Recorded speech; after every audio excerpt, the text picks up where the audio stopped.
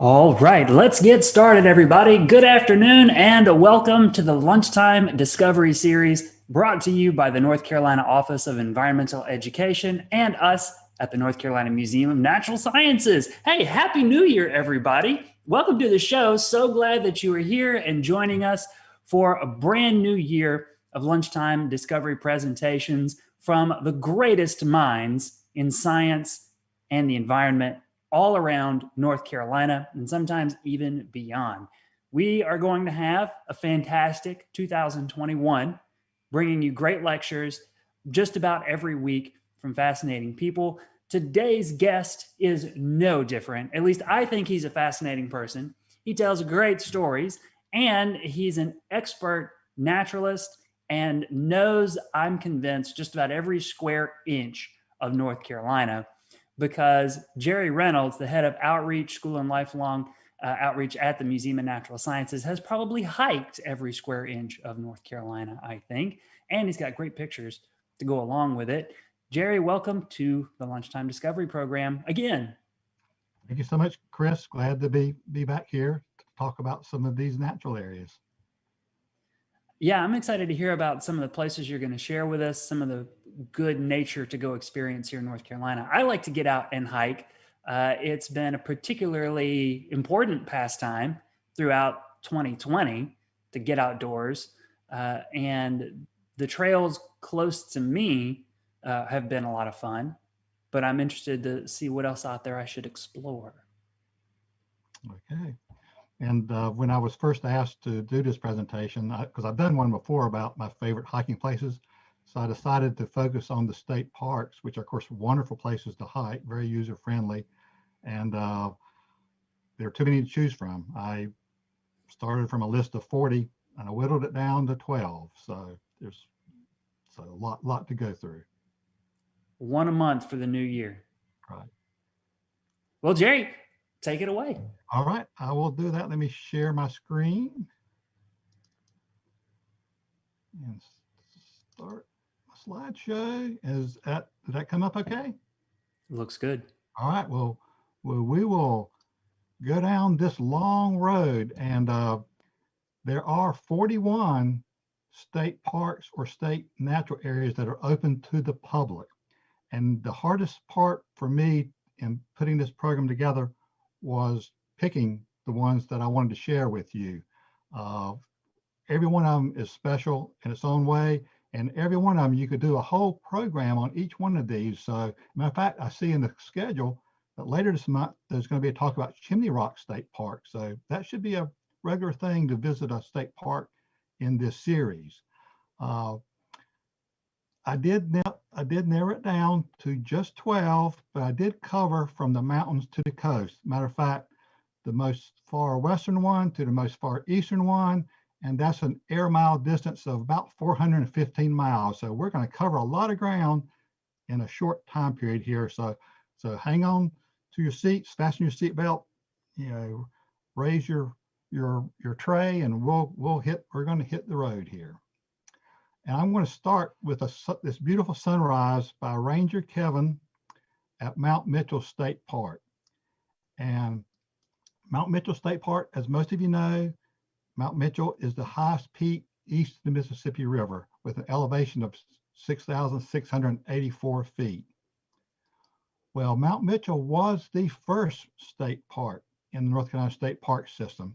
And it originated because in the early 1900s, this area was being heavily timbered. They were clear cutting a lot of these high mountaintops, and local citizens in this area of Mount Mitchell were very concerned about that and say that they contacted Governor Locke Craig. And believe it or not, he traveled from Raleigh to Mount Mitchell to see this for himself. And he was horrified by what he saw. He saw this massive clear cutting and destroying the beauty of these highest mountain peaks that we have in our state and in eastern United States. So he actually convinced the loggers to stop logging right on site and bought him the time to go back to Raleigh and to convince the state legislature to pass a bill, which they did on March 3, 1915, establishing North Carolina's first state park. So this is what started it all. And in honor of his efforts, the second highest peak in North Carolina is named for him, Mount Craig. So anyway, this is how it all got started. And the views from Mount Mitchell are beautiful. This is another photo by Ranger Kevin. And these high mountain peaks truly are islands in the sky. And they're very unique, different plants and animals than we have from lower elevations. So a wonderful place to visit. And you can actually now drive right up to the top of the park, top of the mountain, park in a nice parking lot. And with a very short distance, you can get this view of the mountain. And this is actually looking northwards towards Mount Craig on the left. Now, another way to appreciate this mountain is to hike up it from the bottom of the mountain. And this is something that I did in my college days, which was back in the 70s. And we would camp along the South Toe River and hike this trail, which is about 5.5 miles up to Mount Mitchell with an elevation climb of about 3,600 feet. And then we would hike back down. Well, I don't think I can do that now, but this group in 2016, when we were celebrating the opening of Mount Mitchell State Park in 1916, this was the 100th anniversary. So in celebration, we actually teamed up with Sean Higgins with North Carolina State Parks and invited a group to join us. And we're going to hike, that trail back up to Mount Mitchell to join the celebrations at the top of the mountain for the centennial anniversary of Mount Mitchell State Park. Now, Sean is on the right there. That really nerdy looking guy on the left there, that's me. And keep in mind that it's been over 40 years since I hiked this trail, and it's a steep trail. So at this point, I was thinking, I think I can. So anyway, we'll see. So we began our hike, and yes, most of us made it. Well, actually, we all made it. We just sort of made it on different time scales. You always have a person in the rear making sure that everybody makes it up, and that was me. Or maybe it was the participant that was me that was making sure that I was making it up. Anyway, I was one of the last ones to make it, but we all made it and celebrated that climb. And I was so glad that I didn't have to think about hiking back down that mountain, because we just went one way this time. So anyway, Mount Mitchell State Park, the first in the state park system, should be first on your list to go visit if you haven't done so already. If you have, do it again. From there, we're going to go to Gorgeous State Park. This is a large state park nestled between Lake Toxaway and Jockeys Lakes in South Carolina. A huge park. A lot of it you really can't get to very easily. Most people who visit this state park visit the western side, and this is a nice visitor center, nice parking area, and this gives you access to some of the more spectacular waterfalls in the state park. And there actually are 26 waterfalls in this state park, many of which are not easily accessible or even accessible at all. But the two that most people visit are Turtleback Falls and Rainbow Falls. And these are actually on U.S. forest land, but you get access to those through Gorgeous State Park. So this is a hike that I recommend, and a lot of people do that. And these waterfalls are beautiful. This is Turtleback Falls. Some people actually slide off of that into the water, which just as a word of caution, waterfalls are actually very dangerous. I don't encourage you to do that because unfortunately people actually die doing some foolish things at some of these waterfalls, but certainly beautiful to see and to enjoy. Rainbow Falls, really a spectacular waterfall. If you catch it at the right time of day, with a lot of mist coming over, you can actually see the rainbow that it forms, hence the name Rainbow Falls. Now, both of these falls are on the Horse Pasture River, which has waterfalls all the way down it, all the way into South Carolina. Many of these are not easily accessible, but if you're an experienced hiker, you might can make it to a few additional ones, but I encourage you to only do this if you're with someone who's been there before. So that there are other waterfalls, and this whole area of the state is just rich with waterfalls because this is the Blue Ridge Escarpment where the elevation drops very quickly in a short distance. So all of these rivers have waterfalls on them, including the highest in eastern US nearby, Whitewater Falls. Now, from Gorgeous State Park, we're going to head up to the northwest corner of the state to Elk Knob State Park. And this is just north of Boone. And it's a relatively new state park, and it was going to be developed as a housing development. But fortunately, efforts were made, and it is now a state park. And I like to hike the Summit Trail, which is about a 2-mile round trip hike, but you gain an elevation of almost 1,000 feet in that hike. And it is a beautiful trail. Matter of fact, this is the background for my screen. And these are mostly yellow birch trees, and hit it in the spring, it is just a beautiful park to hike in. And the trail, the original trail was just a Jeep trail going straight up, but fortunately they created a better trail now that is actually much easier to get up. It's longer, but it's much easier, so you enjoy it more. We usually visit this park in mid-May, and we do when we did mountain birding trips. This was always on our list to visit for the mountain birds, but it's also a gorgeous place just to hike up. Again, I like doing this in the early spring, which is usually mid-May in this area, and you've got lots of spring wildflowers to enjoy, a few spring lizards. Of course, this is really a salamander. Locals often call them spring lizards. This is the red F stage of the eastern newt. And the trail itself is just wonderfully designed to merge right into the neat geology of the area. And the geology of these mountains is very unique. These are amphibolite mountains. So it's a very special rock that creates a very rich soil. So there are a lot of plant diversity along with animal diversity because of this uniqueness. Lots of interesting rocks to see along the trail as you're hiking up. Really some neat things to see along the way. And if you make it all the way up to the top, which is about 5,500 feet in elevation, if you do it and you have a clear day, which is not guaranteed in the mountains, then you get some wonderful views of the surrounding mountains. So Elk Knob State Park is definitely a place that you should be on your list. Pilot Mountain, it's got to be on your list. You can actually enjoy this mountain from the road because it is a very prominent peak, and you can see it from a great distance, but you really need to drive up to the top. This is a map of the park, and you can actually drive right up to the top of Pilot Mountain. You can park your car and walk a few hundred feet, and you've got this view right here of a big pinnacle, which is the highest peak of Pilot Mountain. And the unique thing about the rocks here, and the reason why this is sticking up is because these rocks are very weather resistant. They are made of quartzite. And the origin of this quartzite are beaches of sand of beaches from many millions of years ago that formed this rock. So that's a really unique feature here. But certainly walk the trails. There are trails all around the big pinnacle and nearby areas. And if you hit it right, you may have the trail lined with the blooms of mountain laurel. Really a nice park to hike in. Again, they've done a wonderful job of merging the trails right into the rocks. So it's sort of hard to see where the trail is and where the natural rocks are.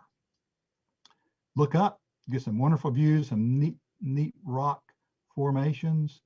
The rangers there, this is Ranger Jesse doing a sermon on the mountain, it looks like here, but the state park staff are a tremendous resource, and with everyone that I have visited, from the staff at the front desk to the rangers to the superintendents, they are all dedicated to providing you with a safe and enjoyable experience. And the rangers, I know rangers are usually thought about as law enforcement officers, and they are, but they are wonderful educators and they do a wonderful job. So if you ever get a chance to attend a ranger-led hike in a state park, please do so. You will not be disappointed. Now, the neat thing about Pilot Mountain State Park is that actually you can get at least a view of two parks in one. off in the distance, while you can still see Pilot Mountain on the right, you can see this far ridge is actually Hanging Rock State Park. This is another view of in Hanging Rock State Park. It's only about 11 miles, air miles, from Pilot Mountain State Park. So you can see two in one view in this case. And that brings me to Hanging Rock State Park, another one I highly recommend. It's a large park, lots of trails, both for hikers and horse people. Well, not horse people, but people who ride horses. So this is a very well visited park, just as Pilot Mountain is too. A little bit more room to go to different areas in Hanging Rock here. And there's even a nice lake that you can swim in if you go in the summer.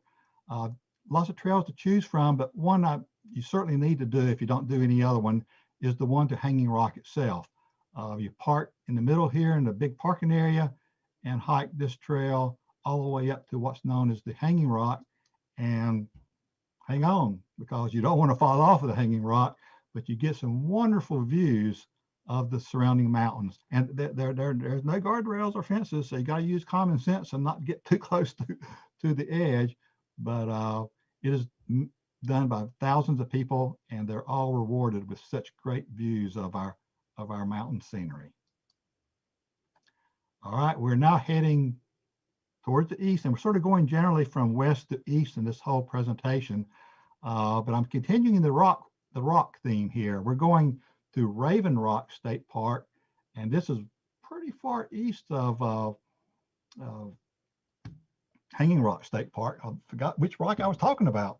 Anyway, this is in Harnett County, right on the Cape Fear River, and this is a huge park. Lots of trails to choose from for hikers, for mountain bikers, for horse riders, lots to choose from. If you're only going to do one, then you got to do the Raven Rock Loop Trail, because that actually takes you to Raven Rock. And this is an impressive rock feature right on the shores of the Cape Fear River. Steps are involved, lots of wooden steps to get this view, but this rock rises 150 feet up off of the Cape Fear River. So it is pretty impressive, and it is certainly worth the time to visit this. Now the trail continues around. It's a loop trail, and I usually like to do a loop trail with most of my hikes, but you can also come to this really neat observation view here and look down on the Cape Fear River and the surrounding countryside. So this is a pretty good view for what's almost in the coastal plain. Matter of fact, this is along the fall line, where the Piedmont transitions into the coastal plain. So this is certainly worth your visit. And matter of fact, I did my first hike with my first grandson just recently. He's 3 years old. He's my first and my only grandson, and he really enjoyed this hike, and I enjoyed sharing that with him. And you can see how much he enjoys it here, and you can see the family resemblance there. I'm sure you can see that. So anyway, definitely a great place for kids and adults. Weymouth Woods. Anybody who knows me knows that I love longleaf pine forest, and Weymouth Woods is one of the best places to go to experience and learn about the longleaf pine forest. I love taking groups here. We talk about the animals, including the red-cockaded woodpecker, which is a federally endangered woodpecker that only nests in living pine trees, mostly mature longleaf pine trees. Lots of other neat animals here. It's a great place to talk about the naval stores history, when these longleaf pine trees were tapped for their resin to produce a lot of products for waterproofing wooden ships, for producing turpentine. Lots of things were happening, were made with the resin tapped from these trees. It's a great place to talk about the fire ecology of longleaf pine forests, which longleaf pine forests are the result of fire ecology. They're dependent on that. It's a great place to talk about this. They have frequent prescribed burns in the park, which are really cool to see. Of course, they keep you at a safe distance, but you certainly can see the results.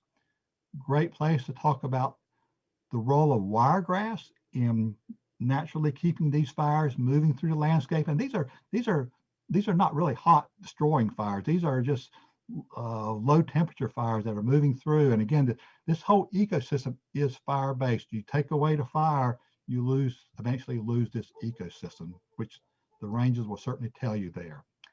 In the Boyd tract, this is a tract where the longleaf pines were never cut. So there's some huge ones there. So it looks like I'm hugging a tree, which I am, but we're actually measuring the diameter of this huge longleaf pine, and it's over 3 feet in diameter. So I like to look at this and think of how the whole landscape across southeastern United States looked like when these trees were the main forest tree. If you know where it is, you can also visit the oldest known living longleaf pine. This year it's celebrating its 473rd birthday. It may not be the oldest in this forest, but it's the oldest one that's been actually documented for its age. So anyway, Weymouth Woods, you certainly need to visit, and visit often. Closer to the Triangle area, closer to the Raleigh area, is Umstead State Park. It is also a huge state park, and we are lucky to have it because it is a green oasis in a sea of development, from the airport to the urban areas of Raleigh and nearby areas.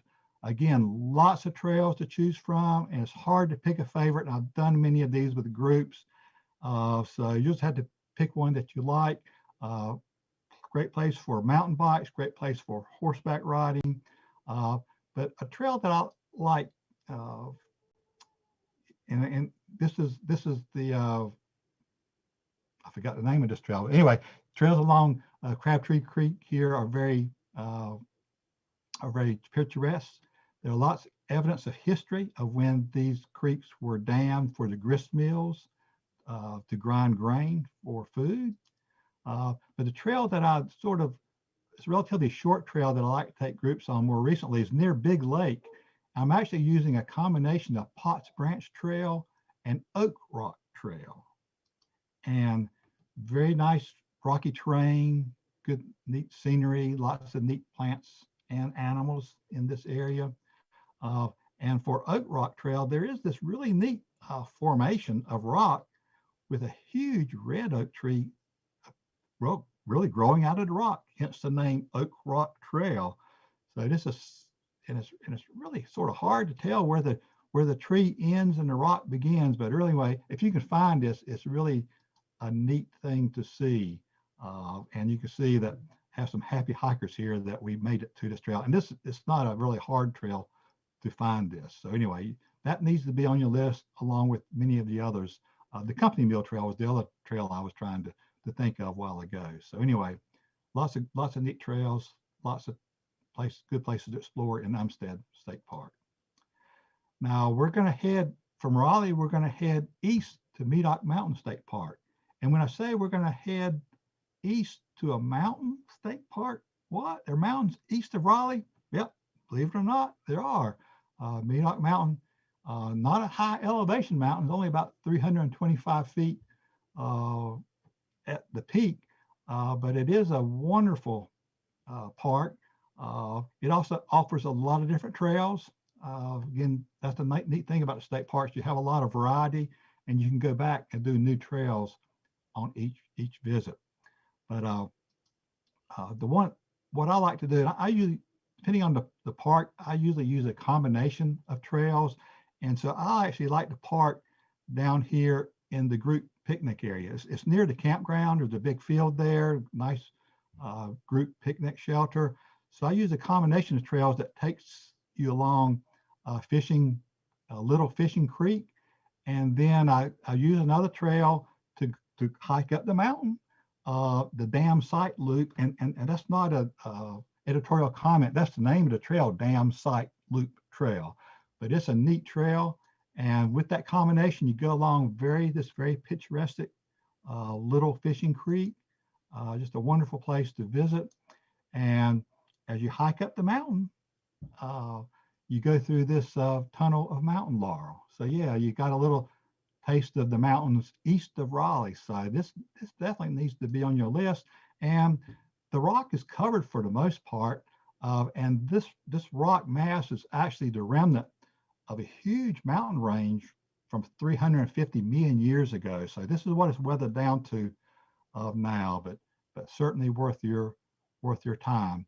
And this big field here is actually fairly popular with astronomers who come here on certain occasions at night because the skies here are relatively dark. And as a matter of fact, for the museum's Meteor Watch trips, which we usually do for the Gemini meteor shower in December, this is where I take groups. We get special permission to do that with the state park staff, and we just set up our lawn chairs here and just look up in the sky and look at the meteors. And we've gotten some wonderful meteor shower views in December from this vantage point. So anyway, Medoc Mountain State Park needs to be on your list. And believe it or not, you might see Bigfoot there. I mean, I know you think I make this stuff up, but according to North Carolina State Parks sources, Medoc Mountain is supposedly the home of Bigfoot. So keep your eyes out. He may cross the path near you during your visit. Continuing our way east, Pettigrew State Park. This is on Lake Phelps, and Lake Phelps is North Carolina's second largest natural lake, with Lake Mattamuskeet being the first largest lake. And it's a wonderful place to visit. Most of what is left is sort of a fringe of old growth forest, and this is probably the last remaining old growth forest in North Carolina. And Pettigrew State Park is on this lake shore, and there is a hiking trail that goes all the way across the northern shore of the state park. And I don't know, I'm not sure if the whole trail is open right now. There were some washouts and some hurricane damage from previous hurricanes that may have closed parts of it, but certainly a great place to visit. Somerset Place State Historic Site is right there on the North Shore too. Great place to learn about the history of the people who settled in this part of the state. And wouldn't you love to have this as your backyard view? I certainly would. So, but you have to enjoy the photo for now. With groups, I usually visit this in the winter.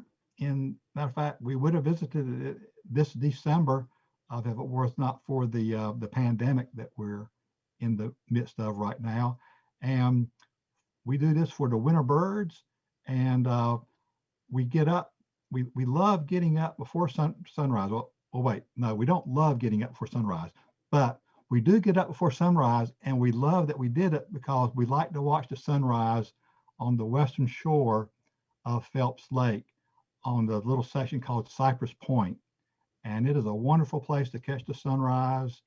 Of course, we're looking for the birds too, and you probably can't see them in your image, but there's a whole flock of tundra swans sitting on the water in the distance. So again, you get a beautiful scenic view of the sunrise, see lots of birds many times, just a wonderful, wonderful place to visit.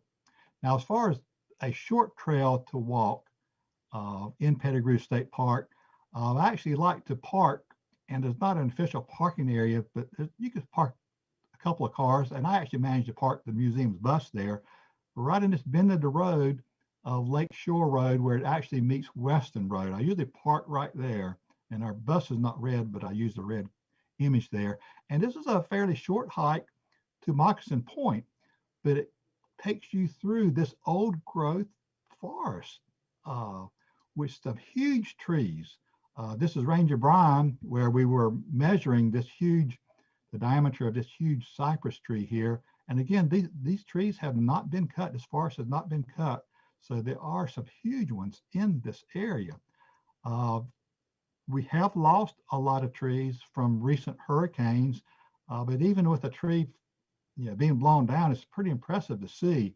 So anyway, this is certainly a hike worth your time to see this forest here. If you make it all the way to Moccasin Point, neat little boardwalk that actually takes you to the edge of the lake, right by this beautiful tapestry of cypress trees with Spanish moss draped off of them. Really just a beautiful sight. And then of course, the view of the lake to see the birds and whatever else might be out there at the time. But I have been known to go out on a limb for some of my groups, but in this hike, I actually went out on the whole tree for the group. And in this case, I actually went in the tree for the group. So this is actually a huge hollow, obviously hollow sycamore tree right in the picnic area near the park office. So it's worth your time to pack a picnic lunch to enjoy right here in Pettigrew State Park. So now we're continuing our way east. We're as far east as we can go without getting into the Atlantic Ocean. So Jockeys Ridge State Park, right there in Nags Head. And it's, as you can see from this Google Earth image, it's basically a big sand dune.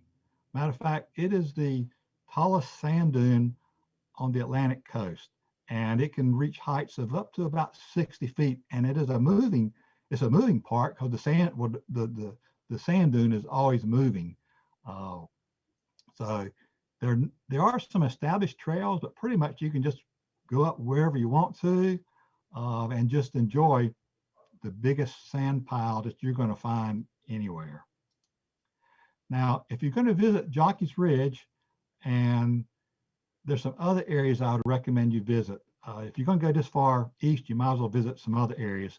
But there's another big sand area on the left, which is Run Hill State Natural Area. So it's also managed by the state park staff at Jockeys Ridge. It's smaller than Jockeys Ridge, but it's worth your time to visit too.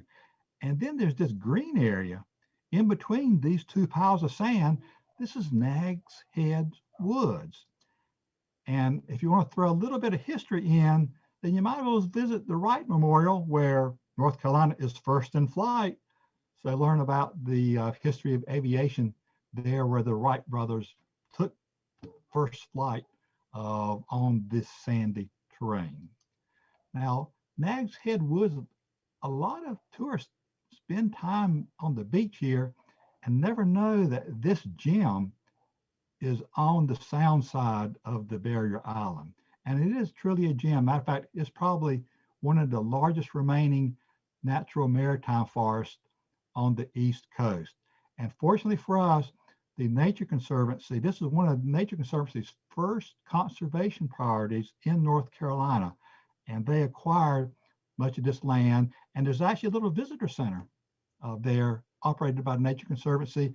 And there are trails throughout here. And you see all these freshwater ponds in here. And this is really just ancient sand dunes that have been vegetated by trees. So it's a mature deciduous forest on this barrier island. So it's definitely worth your time to visit. And so I encourage you to do so.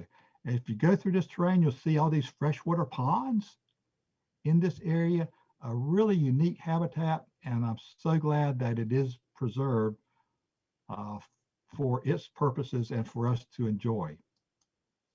Again, just a beautiful area to visit. Now, if you can find Run Hill, which is not a well-marked place, and there's no concession stands or visitor centers here, but you actually can park along the road in the edge of this development here, and you'll see the state park signs, but you just hike up the Run Hill.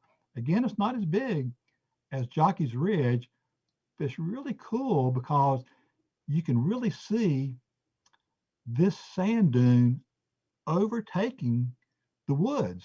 It's migrating southward. So it is slowly, like a giant sandy amoeba, eating the forest. I mean, that sounds sort of bad, but it's a natural process, and it's a slow process. But you can see the trees, this pine tree, mature pine tree that is being gobbled up by this sand gradually moving over it. And you can see again how the dune is moving. You can't see it, but if you keep going back over time, you may see some progress. But it's just great to see this natural process in action, even though it's a very slow action. And you can even see some of these freshwater ponds eventually will get covered up, filled in by this sand. So a great place to learn about this process. And just like Jockeys Ridge State Park, great place to catch a sunset here from Run Hill State Natural Area. Now we're staying on the coast, but we're heading way south on the coast to the last part we're going to visit. And I saved best for last, and I really love Carolina Beach State Park. I have a very strong personal connection with this state park. So hope you'll indulge in my choice here. But it is a great place to visit. Lots of trails there. And this is south of Wilmington, just in case you're not sure where I am. And you see it's a nice green area. This state park, of course, a lot of development on the beach side. So this park is not actually on the beach itself. It's on the riverside. The Cape Fear River, which is very large here, is on the western side of Carolina Beach State Park. And then you see this this is Snow's Cut here at the top. This is a man-made cut that was where they cut through in the 1930s so that small boats could access other parts of the Intercoastal Waterway. But it is a wonderful park to visit. They have a campground up in the northern part of the park. There's a trail here off of this little dead-end road called Flytrap Loop. It's one of the best and one of the easiest places to go to find a Venus flytrap in the wild. And a lot of people are surprised to learn that the Venus flytrap only grows within about a 70-mile radius of Wilmington, North Carolina. That's the only place it grows in the world. And this is a plant that Charles Darwin even recognized and described it as the most wonderful plant in the world. So this is a great place to go to see the Venus flytrap. Great views of the Cape Fear River.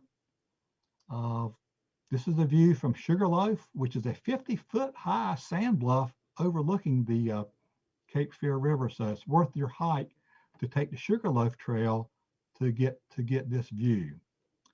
Now, this is a really unique landscape in that you see these sort of sandy areas. This is longleaf pine, turkey oak, very sandy, but you see it pocked with all these freshwater ponds. And matter of fact, this Google Earth image was taken after Hurricane Florence when they had about 3 feet of water dumped on this area. So every pond and every little depression in the terrain is full of water right now. But these freshwater ponds are very unique. One contains a dwarf cypress forest. Another is known as lily pad pond, just covered with lily pads at times. So anyway, lots of really neat terrain to visit in here. And the edges of some of these ponds are a great place for carnivorous plants. You know, I mentioned the Venus flytraps, but you also have sundews, you have pitcher plants, and again, what most people are looking for, the Venus flytraps. So great place to see these, and so certainly you want to have this on your list. Now, for the rest of the images I'm going to show you, I really had to dig deep and look hard for some pretty old images of, and this is where my personal experience comes in with Carolina Beach State Park. And this is the actual scan of a Kodak Slide that's about 45 years old. And if you don't know what a Kodak Slide is, here is a Kodak Slide. This is what we used to use to photograph stuff. So this is a scan of one, Carolina Beach State Park, probably in the year 1977. And the reason why I have such a connection here is I actually lived in the park. I lived in this tent, in this campsite for 2 summers. And the reason why I was living here is that I was doing my master's research. I was doing a marked recapture study of the northern scarlet snake, which are very common in that sandhills habitat. So this was the place that I picked to do my research, and the state parks gave me permission to live in the campground. Normally you can only live in the state, and you can only stay in the campground for, I think, 2 weeks is the maximum, but they gave me special permission to stay in there for many months doing my research. And you may wonder, well, how do you catch a snake? Well, I use a snake trap, and a snake trap, and this is a handmade snake trap, and I made 50 of these. It's like a minnow trap on land. The snakes crawl in it.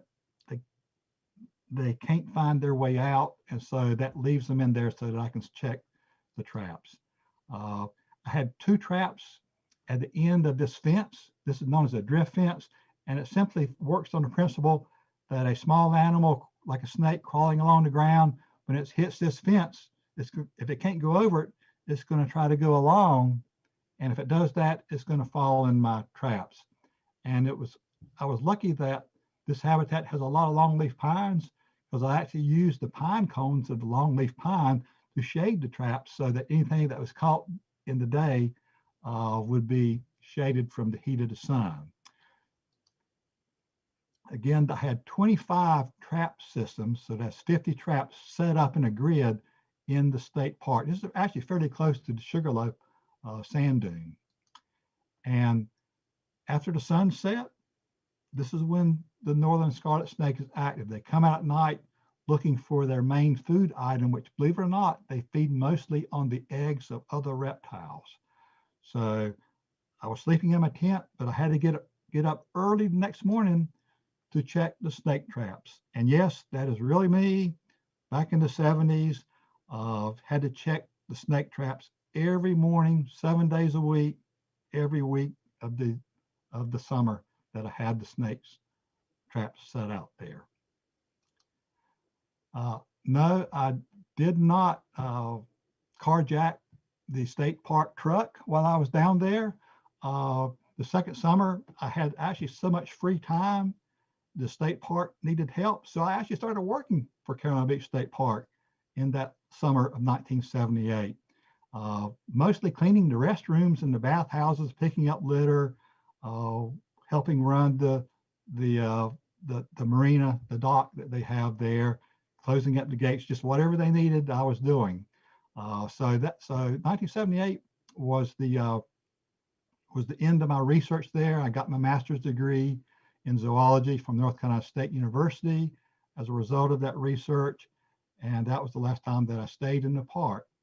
But I did return on April 23rd, 1983. Pat and I decided to get married in Carolina Beach State Park. So we were actually married in this outdoor area right along Snow's Cut, right off the campground there in 1983. So again, I've got some really strong personal connections to this park. So we started this talk, and I know I've been going very fast, covering a lot of ground. We started at North Carolina's first state park with a sunrise at Mount Mitchell. We're going to end with a sunset at Carolina Beach State Park across the Cape Fear River here. So long if you need to leave now. But I'm so glad that you joined us today. Again, there's so many other state parks that I could have included, but we would have not had time to do that. So maybe there'll be a part 2. Hope that you'll join us for later this month for the Chimney Rock talk. And looks like I went through this pretty fast. That was a lot of slides, but I will stick around for questions if you have any, and we'll just sort of go from there. So I will close my trap right now and turn it back over to Chris and see if there are any questions or anything from the chat group. So thank you so much again. All right, Jerry, thank you so much. Excellent stuff. This was, I hope everybody like had a pencil and a piece of paper and was taking notes, like, okay, Medoka Mountain, this trail, Carolina Beach, this trail, because this is quite a valuable resource if folks, especially novice hikers, I think, are looking for some of the great places to get across North Carolina, east to west, and just get a great sense of what North Carolina is about. Your top 12 here, that's incredible. Excellent stuff. And I'm looking over here at the chat on YouTube, and everybody, I think, seems to agree. Well, great. And you don't have to, if you didn't take notes, just ask the state park staff. They know the parks. They'll know how to direct you according to what you want to see or what you want to do. So again, a tremendous resource, very dedicated team of people serving the citizens of North Carolina. So let me throw some questions at you that are popping up in the chat. And I'll remind folks, we still have several minutes left in our program. So type those questions up and put them into the chat box, and I'll ask Jerry for you. Let's see. Linda writes, I got to hear barking tree frogs, I think near Weymouth Woods. Would love to return if that's where I might hear them. Yes, that's certainly possible. I have to check the range map to be sure, but the barking tree frog is basically a coastal plain species. I know they're in Carolina Beach State Park because I've seen them there, but I think it's a possibility. But again, just check a range map just to be sure. I know there are other tree frogs in there, but that certainly is a possibility. All right. Christy is asking, what state park would you recommend for cold weather hikes? I would, well, they're all really good. Yeah, I probably wouldn't head up to the mountains unless you have the ability to get out of there if a snowstorm does come through, like coming up soon. So the coastal plain parks and the Piedmonts they're all great for cold weather. As a matter of fact, that's a great time to hike in almost any park because depending on the woods, a lot of the leaves are off of the trees, so you really get a better view of the general landscape. So really almost any of them. If you want to see migratory waterfowl, Pettigrew State Park would be a place to go. So anyway, I don't have any one answer for that. That they're all great, pretty much year round, and so anyway, any of them would be good. I like them all, and winter's a great time to really enjoy them. Peter's got a good thought going on here. Because of increased trail usage due to the pandemic and the wet winter weather, are there places you would recommend people not go and let the trails rest? Well, the state park staff actually will close trails if there are conditions that makes it tough for visitors. Trails may be flooded, may be very muddy, so they'll actually will close some trails because it is their job to protect the park from overuse. So again, you just have to check with the park in your area that you're thinking about going, and check with the park staff and see what their recommendations are. And when you do go in a park, do stay on the trail. It's important that you stay on the trails. The trails are there to protect you. The trails are there to protect nature. And so if you go off trails a lot, I mean, you can step off the trail to photograph a wildflower, but don't cut your own trail through, because that really can help destroy the park. So yeah, I don't, nothing's coming to mind to tell you not to do. I do have to confess that I took a group to Carolina Beach State Park one time and didn't pay attention that it was an unusually high tide. So I took a group on the trail to Sugarloaf that goes along the Cape Fear River, and I'm afraid we ended up wading in about knee-deep water to complete that trail. So anyway, I didn't talk with the rangers then or look at the tide table. So yeah, just we probably should have turned around, but we didn't. We kept slogging through the water to make it to Sugarloaf. So anyway, yeah, just pay attention. Again, a stop at the park office for the most current information is probably wise to do. All right. Jeff is asking, is it possible to hike from Pilot Mountain to Hanging Rock? Is there a trail? There's not a trail, and I meant to look up what the road mile distance was. There are trails across the state, the Mountain to the Sea Trail. So at some point you'll be able to do that, and I don't remember if Pilot Mountain and Hanging Rock are connected on that trail. If somebody else has access to chat, please speak up if you know that that's the case, because I do not know. All right. Harden was asking, are state parks still filling up on the weekends and limiting access? And as a follow-up to that, I'll mention that Melissa has written that many of the state parks are filling up on the weekends, and some in the mountains have been closed recently due to weather. So to check social media for park information. Yeah, definitely check. And some of them, they've been very popular. People want to get out and enjoy nature, which is great. We support that, but it's got to be managed too. Again, they've got to protect the park from overuse. So again, check with the parks.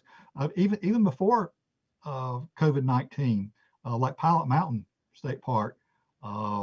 Sometimes they would close the gate at the bottom of the mountain because they had no more parking areas up top. So again, pay attention to Facebook, social media, call or email the park office for the latest information on what's available and what their recommendations would be. Because you sort of want to be in nature, with yourself, just nature. You don't want to be with huge numbers of people. Some of you may, but I usually like sort of having the park to myself. So pay attention to that. And again, the staff at the parks are the resource to check with. Jerry, when you're taking trips or giving advice to novice hikers about getting out any time of year, what are some of the basic tips that people should keep in mind if they're going to head out and experience these trails? Well, I mean, the best advice is to hike with someone who's experienced, that either experience with the park you're going to be in or experience with hiking in general. Do not do it by yourself. You always go with a partner or more than one partners. So I think with that, and I call these hikes, but they're really nature walks because I see people hiking in the state parks, and it's an aerobic workout for them. I'm hiking along and I'm stopping and bending over and looking at things or looking up at things, and enjoy nature. It's not doing the hike. It's enjoying what's along the hike. So just take your time. Again, state parks are very safe, secure areas. You've got a whole infrastructure there that's there for your welfare and your safety and your security. So that's why they're great places for people who are just getting started with hiking. They have restrooms too, at least most of them do. That's an important consideration with a group or for yourself. So state parks, there are 41 parks, natural areas you can visit. You should have it on your list to do all of them. I have to confess, there are 2 that I have not visited yet. So I got to visit 2 more to say that I have visited all of them. But yeah, just use good common sense, go with a friend, check with the state park staff, and enjoy it. Take your time. There's no rush. What 2 parks have you not visited? I knew you were going to ask that. Uh-huh. Mayo River State Park and New River State Park. So they're relatively new state parks, and some of the other state parks that I have visited, I actually visited before they were state parks. So yeah, I need to get up there. I need to get up there on New River, maybe with the state park biologist Ed Corey when they're doing hellbender surveys, because I've never seen a hellbender in the wild. So that would be a first for me. So I need to do that. I need to check out Mayo River. And actually it's on my list to go revisit some state parks that it's been 30 or 40 years since I visited. So anyway, great list, great objective to try to hit them all. Sounds great. Everybody in the chat says, thank you, that this was a great talk with amazing photographs. So thanks for doing this, Jerry. I'm glad to. We made it through there. Boy, I was a little bit worried I was going to stretch this out with too many images, and I really cut out about 50 images from what I originally had. So anyway, a quick look again, just give you some reason to go and look for yourself and take your own photographs. Excellent stuff. Everybody, thanks for tuning in for this edition of the Lunchtime Discovery series. We'll be back next Wednesday at noon with another presentation for you. Make sure that you're following the North Carolina Office of Environmental Education on Twitter for the latest updates. They're at North Carolina EE. And you can also see the lineup for all of the talks moving into February, and definitely for the rest of January are set at their website, eenorthcarolina.org. And of course, you can follow the Museum of Natural Sciences on social media. We are at Natural Sciences on Facebook, Twitter, and Instagram. And you can hit up naturalsciences.org for more virtual events and programs like this one. And hopefully one day soon, you'll be able to sign up to go with Jerry out to some of these state parks and natural areas to experience nature up close with an expert like Jerry. So everybody, have a great rest of your week, and we'll see you next time. Bye, everybody. Thank you. Bye-bye.